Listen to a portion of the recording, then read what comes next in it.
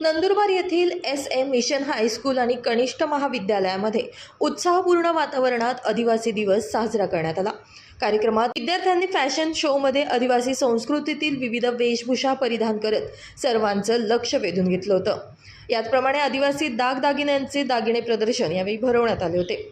दरवर्षीप्रमाणे यावर्षी देखील नंदुरबार येथील SM मिशन हायस्कूल आणि कनिष्ठ महाविद्यालयामध्ये जागतिक आदिवासी दिवस प्राचार्य नूतन वर्षा वळवी यांच्या नेतृत्वाखाली उत्साहात साजरा करण्यात आला।